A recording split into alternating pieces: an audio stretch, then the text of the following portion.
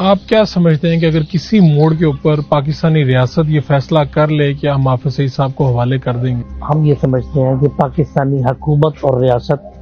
किसी भी मोड़ पर इस तरह का कदम हरगिज नहीं उठा सकती। If India is willing to be cooperative in that process, I'm sure there will be no hurdle in extraditing any individual of concern. Bilawal ने इस इंटरव्यू में लश्कर-ए-तैयबा चीफ हाफिज सईद और जैश-ए-मोहम्मद के सरगना मसूद अजहर जैसे आतंकियों को भारत को सौंपने की बात की थी। यदि हाफिज सईद के बेटे तला सईद जो है उसका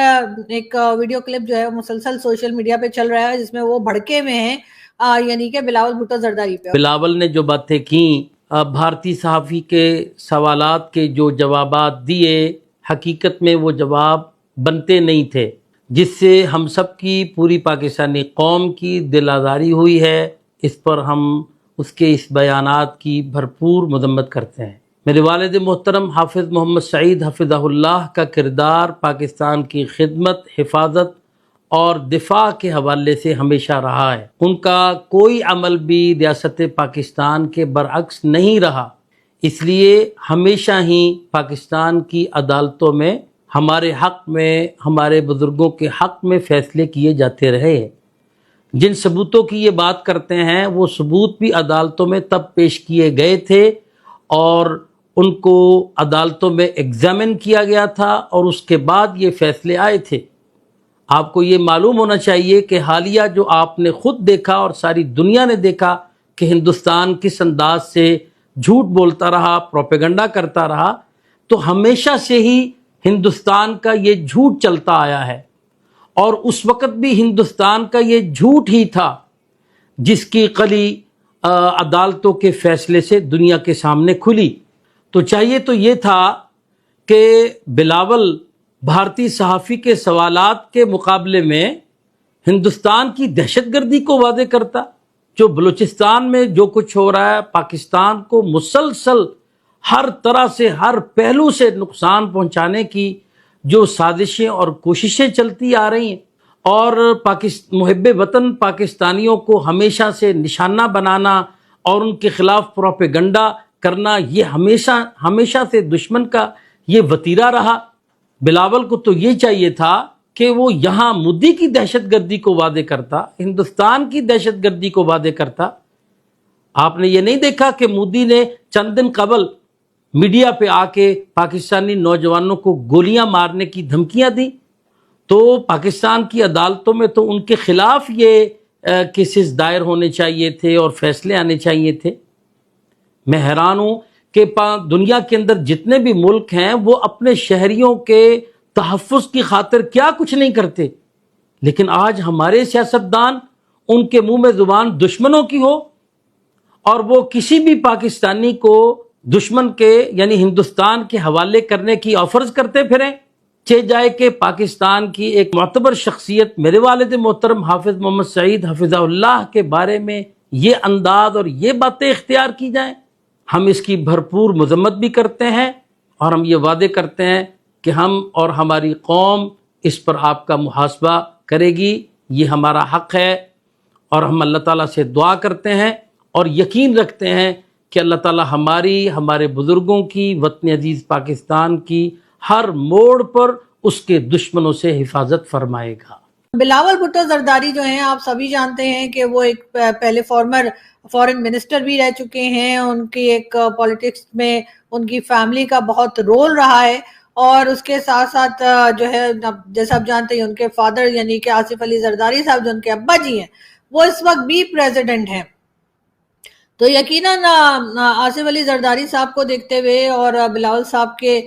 जो पॉलिटिकल कैरियर है उसको देखते हुए, क्योंकि अभी वो एक आप जानते हैं कि विजिट पर भी गए थे एक डेलीगेशन लेकर और उन्होंने कई कंट्रीज का विजिट किया जहां पर उन्होंने ऑपरेशन सिंदूर के बारे में बताने की यकीनन कई कंट्रीज को डिटेल्स बताई होंगी। लेकिन बात सारी ये है कि वो एक प्रोमिनेंट पॉलिटिशियन हैं और किसी को अच्छे लगे या बुरे लगे, लेकिन बहरहाल उनका अपना एक प्रोफाइल है और जो कि यकीनन काफी तगड़ा किस्म का प्रोफाइल है। तो ऐसे में अगर कोई जर्नलिस्ट ना होके या कोई और मीडिया पर्सन तो ये बात नहीं कर रहा कि जी हाफिज सईद को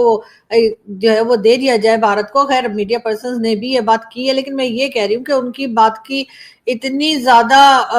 वैल्यू इसलिए नहीं होती कि जाहिर है कि वो कोई डिसीजन नहीं ले सकते, और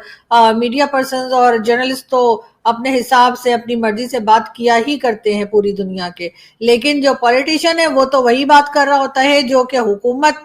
सोच रही होती है या हुकूमत कहना चाहती है। और वैसे भी बिलावल साहब की जो पार्टी है, पॉलिटिकल पार्टी यानी कि पाकिस्तान पीपल्स पार्टी, वो इस वक्त जो गवर्नमेंट है शहबाज शरीफ साहब की, उसका भी हिस्सा है। तो इसलिए ये बात कहना कि वो अपनी मर्जी से कह रहे हैं और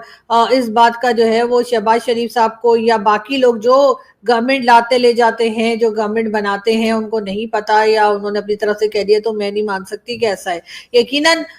बिलावल साहब को इस बात के लिए परमिशन मिली होगी, उनसे कहा गया होगा कि ठीक है कह लो जो कहना चाहते हो या ये बात कह दो, इस तरह की कुछ ना कुछ हुआ होगा तभी ऐसा है। लेकिन बहरहाल अब यहाँ पे तो हम लोग इतना ज्यादा हैरान परेशान नहीं है जितना कि भारत में बात की जा रही है। भारत का मीडिया भी बात कर रहा है और उनका कहना है कि क्या वाकई में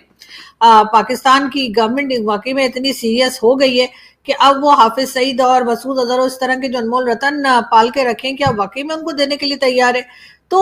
उसमें मुझे तो ऐसा लगता है कि आप लोगों ने जो, अगर किसी ने बच्चन साहब की मूवीज देखी हो, वो थी ना कालिया कालिया कालिया, और भी कई मूवीज हैं, तो उनमें मतलब शोले देख लीजिए। तो जब कुछ जैसे कहते हैं ना कि वो जो गैंग होते हैं, वो जो विलन के गैंग होते हैं, उसमें से कुछ लोगों का जब काम खत्म हो जाता है तो विलन कहता है इनको उड़ा दो,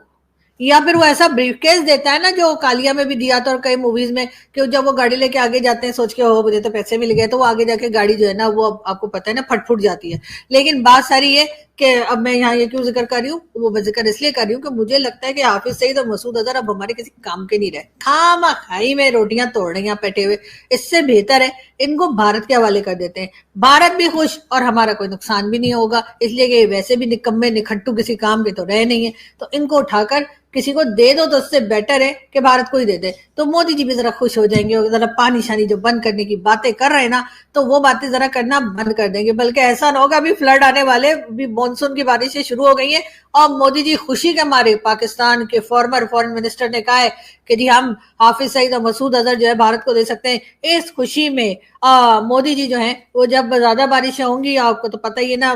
बिलावल साहब ने भी कहा था जब बारिश होती है तो पानी आता है और जब ज्यादा बारिश होती है तो ज्यादा पानी आता है। तो जब वो ज्यादा पानी आएगा तो मोदी जी कहेंगे सारे गेट खोल दो और सारा पानी पाकिस्तान में भेज दो, और यहाँ पे हम लोग सारे चबड़ चबड़ कर रहे होंगे। लेकिन बात सारी ये है कि मुझे ये लगता है कि अब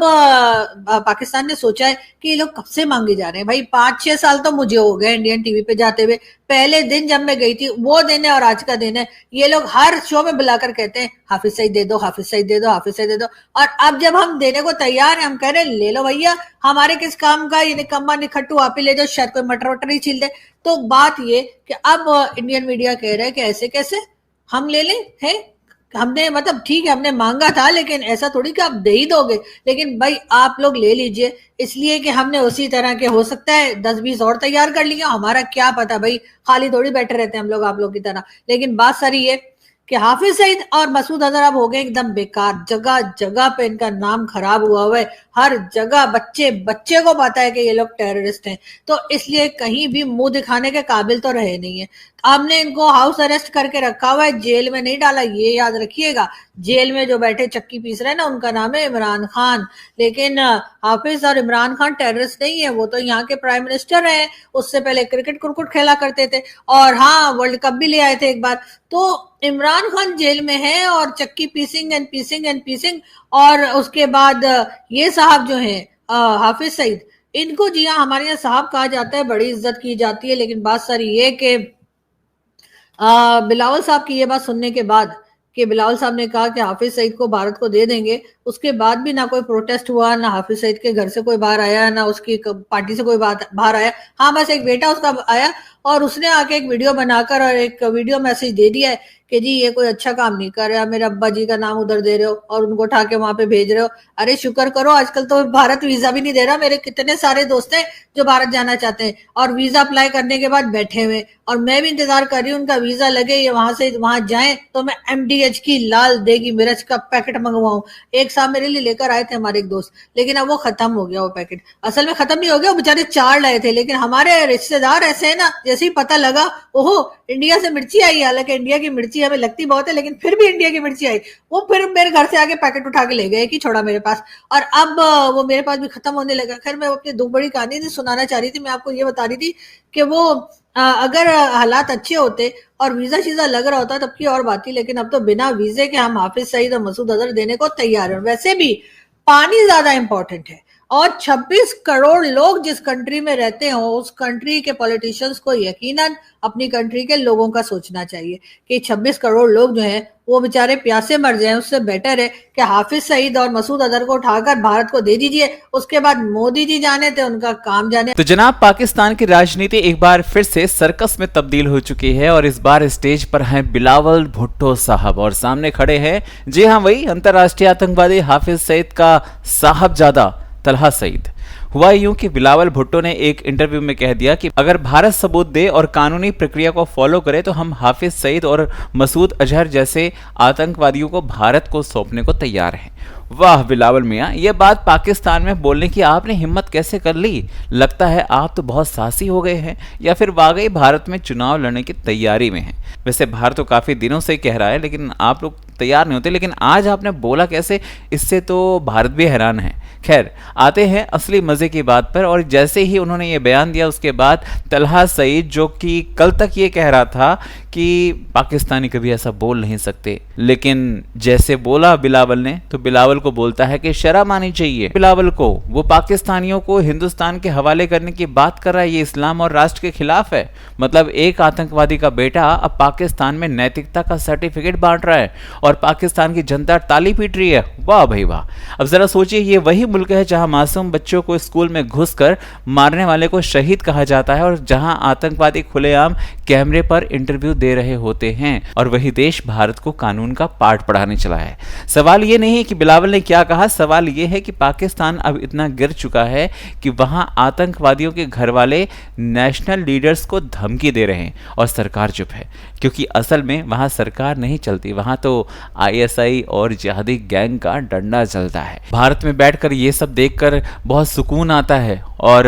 ये लगता है कि 1947 का फैसला बहुत सही था। आप लोगों का क्या कहना है कमेंट करके बताएं। चैनल पर अगर नए हैं तो चैनल को सब्सक्राइब जरूर करें।